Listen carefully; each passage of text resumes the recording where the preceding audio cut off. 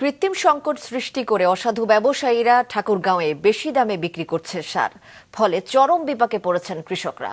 ব্যাহত হচ্ছে জেলার প্রধান ফসল আলু, ভুট্টা সহ রবি শস্য আবাদ।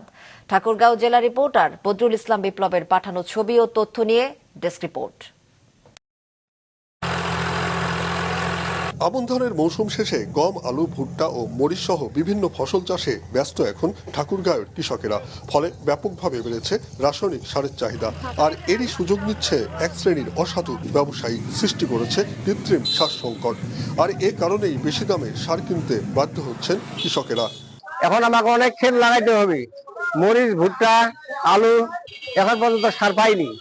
ভুট্টা লাগাইতে হবে, আমাদের মরিচ লাগাইতে হবে, আমাদের রাস্তা বন্ধ হয়ে যাচ্ছে। যারা সার পাইছে তারা মাটি চাষ করে ভিতরে যাইতে দিচ্ছে না। এই জন্য এখন আমরা সারের জন্য আসছি, এখন আমরা সার পাই না। অনেকেই সারের জন্য ধর্ণা দিচ্ছেন বিসিআইসি ও বিএডিসি সার ডিলারদের দোকানে। সেখানেও সার বন্টনে উঠছে অনিয়মের অভিযোগ। এবং এই সারের ঘাটতি আমরা সময়মতো পাই না। সার এখানে আসে, কেউ পাচ্ছে কেউ পায় না। এইভাবে কি সারের জন্য কেন কৃষক মরবো? কৃষক বাঁচবে, দেশ বাঁচবে। কৃষক যদি বাঁচে, দেশ কিভাবে বাঁচবে? জেলার কোনো বাজারেই মিলছে না পর্যাপ্ত রাসায়নিক সার, আর মিললেও দিতে হচ্ছে সরকার নির্ধারিত দামের চেয়ে অতিরিক্ত মূল্য। একটা বছর 1350 এখানে পাওয়া যাচ্ছে, আর বাইরে 2020 টাকা আছে।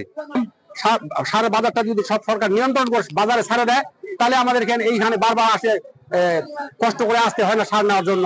জেলায় পর্যাপ্ত সারের মজুত রয়েছে জানিয়ে কৃষি কর্মকর্তা বলছেন, কৃষকদের কারণেই সার সংকট দেখা দিচ্ছে। কৃষকের মূল যে সারটা সেটা কিন্তু বেসাল ডোজে চলে গেছে। এই বেসাল ডোজে সার যাওয়ার পরে উপরই প্রয়োগের জন্য যে সার প্রয়োজন, সেই সারের তুলনায় কিন্তু আমার মজুদ বেশি আছে।